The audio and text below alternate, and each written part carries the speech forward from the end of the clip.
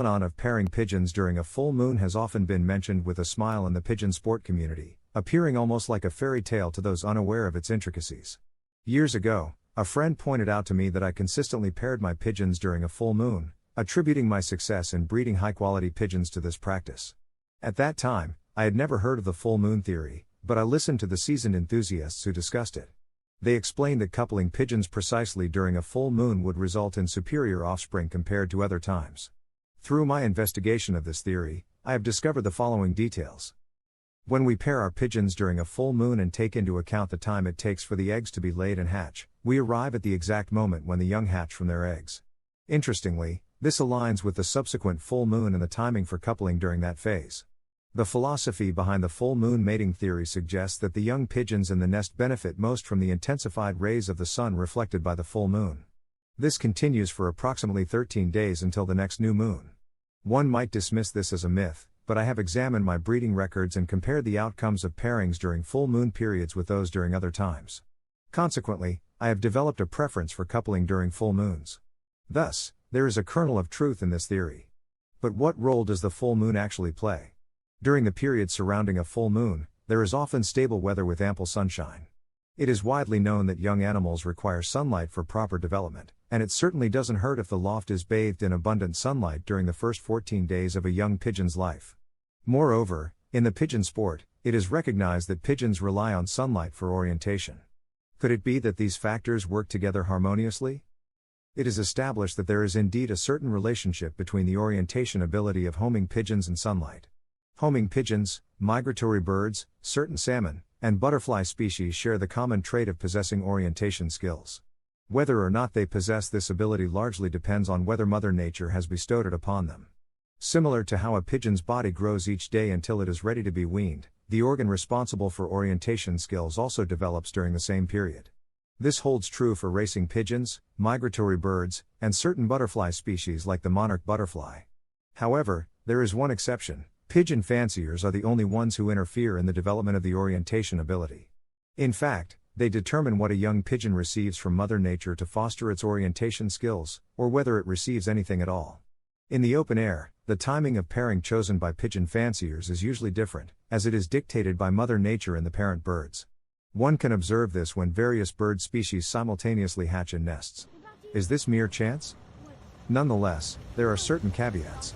We must acknowledge that numerous factors, or properties, collaborate to ensure the successful return of a racing pigeon from a race, with orientation being one of them. Even in the wild, the development of orientation abilities does not always proceed as desired. In exceptional cases, migratory birds may still be present in nature during the middle of winter when they should have already embarked on their annual migration. There may also be migratory birds in our vicinity that we would not typically expect to encounter, often being birds less than a year old. The reason behind this lies in a specific developmental phase during which Mother Nature did not provide them with sufficient resources to develop their orientation skills successfully.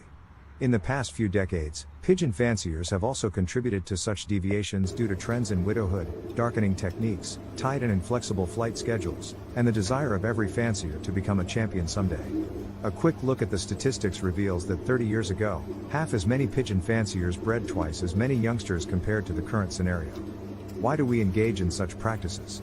Primarily to have as many pigeons left after the young bird season as possible, yet the quantity and quality of these pigeons often prove disappointing when compared to the overall number produced. Homing pigeons, migratory birds, certain salmon, and butterfly species utilize a specific type of energy source for orientation during their homeward journey or annual migration to the south, or vice versa. Without the ability to generate or access this energy, these species, including homing pigeons, cannot orient themselves. The sun undoubtedly plays a vital role in this process. Every pigeon fancier knows from personal experience that the most beautiful and often the best offspring are bred during the months of April, May, and June. Furthermore, it is rare to lose any of these pigeons during races towards the end of the season. The difference between winter breeding and summer breeding is evident in the number of sunlight hours and the strength of the sun. Each year, the sun gains strength starting from the end of March, which we recognize as the onset of spring.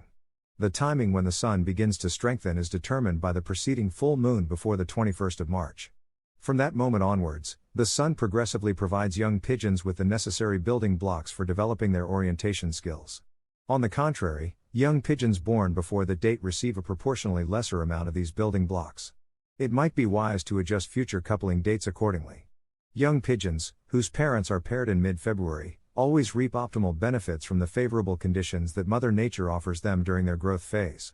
In the past, the racing season would commence at the beginning of May, but now it starts a month earlier, with the desire to organize races even earlier. However, one could argue that the problems began with the advancement of flight programs. Previously, racing pigeons were coupled in mid-February, and winter breeding lofts were not as prevalent. To conclude, intervention in nature always comes with a price. Returning to the topic of pairing with a full moon, I will take it into consideration this year. If it does not yield benefits, it certainly won't be detrimental. Lunar influence. The full moon has long been associated with various phenomena and beliefs. It has captivated human imagination and has been linked to folklore, myths, and cultural practices throughout history. While scientific evidence may not fully support all claims, the moon's gravitational pull does have tangible effects on Earth, such as ocean tides. Animal behavior. Some studies suggest that certain animal behaviors may be influenced by the lunar cycle, including mating rituals, migration patterns, and feeding habits. For example, marine animals like coral spawn during specific lunar phases, and some species of birds adjust their migratory patterns based on the moon. Nocturnal activity. The brightness of the full moon can affect the behavior of nocturnal animals. It provides natural illumination, making it easier for animals to navigate, hunt, and communicate during nighttime hours. This can be observed in various nocturnal species, including owls, wolves, and certain insects. Circadian rhythms. The full moon's light can also influence the circadian rhythms of animals, which regulate their biological processes, including sleep-wake cycles and hormonal activity.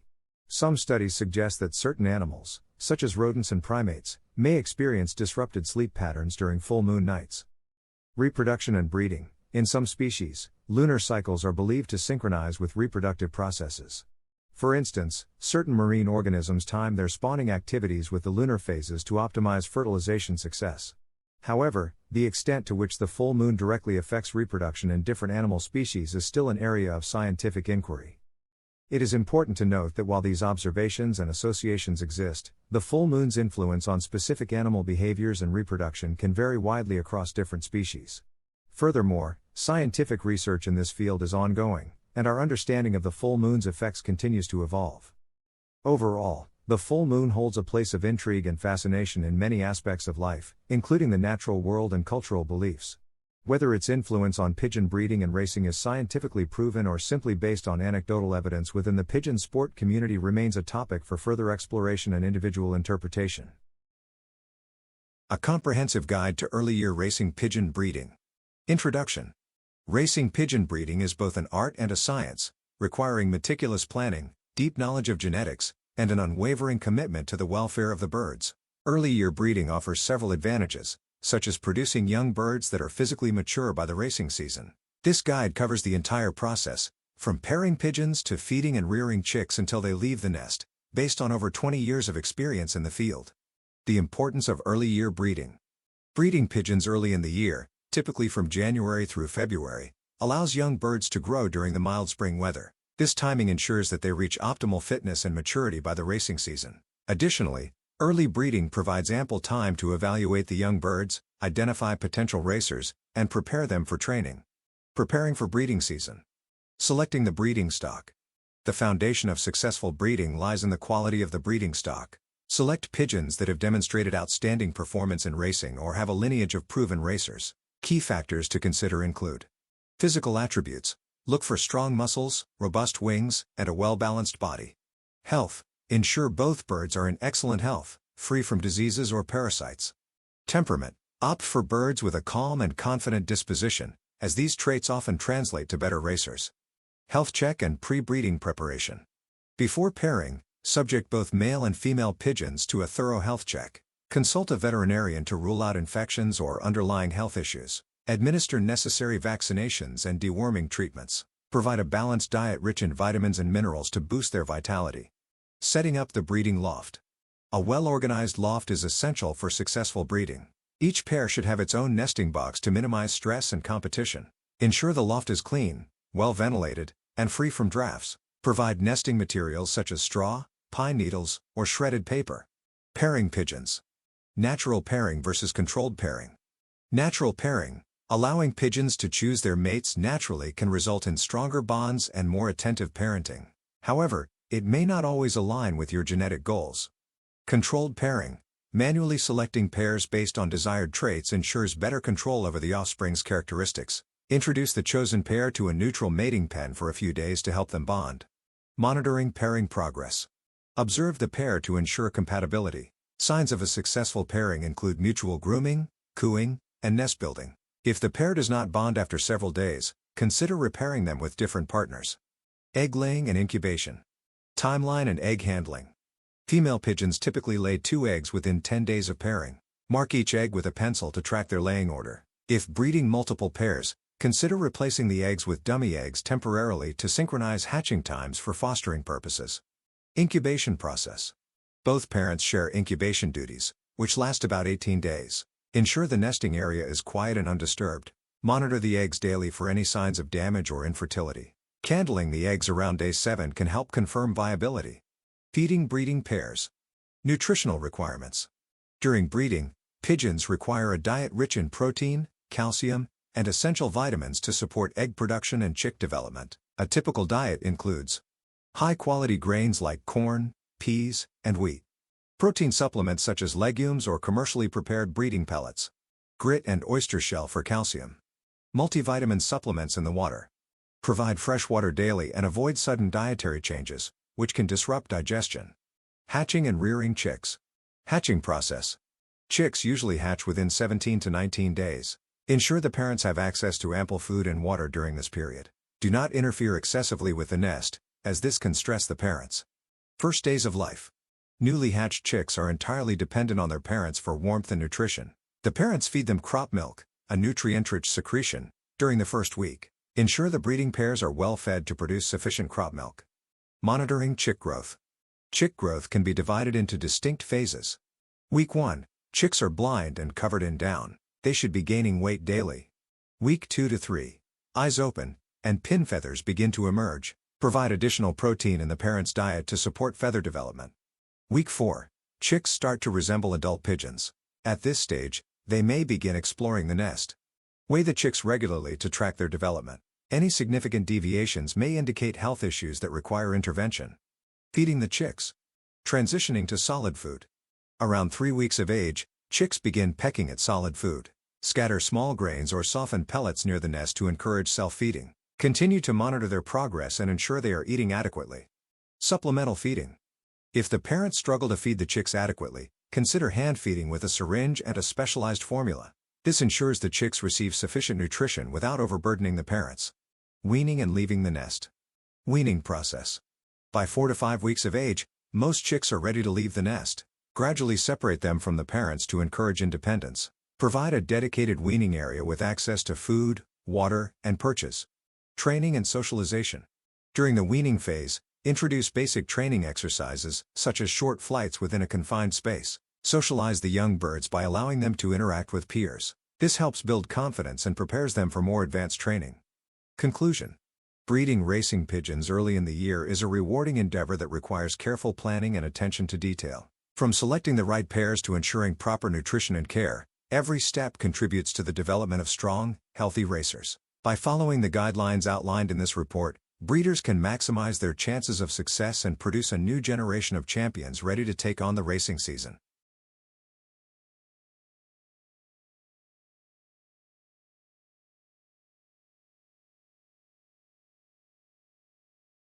I'm an experienced ex-pigeon racer from England, and I can offer valuable insights and guidance on all aspects of pigeon racing, from breeding to racing. During my racing days, I managed a small team of no more than 70 pigeons, including stock, young birds, and old birds. It was not uncommon for me to send as few as 6 birds to a race and still secure the top 3 positions out of up to 2,500 pigeons in my club and federation. My race distances typically ranged up to 300 miles, and I consistently achieved top 5 placements in my club. My expertise extends to the art of selecting excellent breeders, including evaluating pigeons based on their eye-sign characteristics. I firmly believe that true champions can only be bred from top quality stock, and I can guide you in identifying and acquiring such pigeons.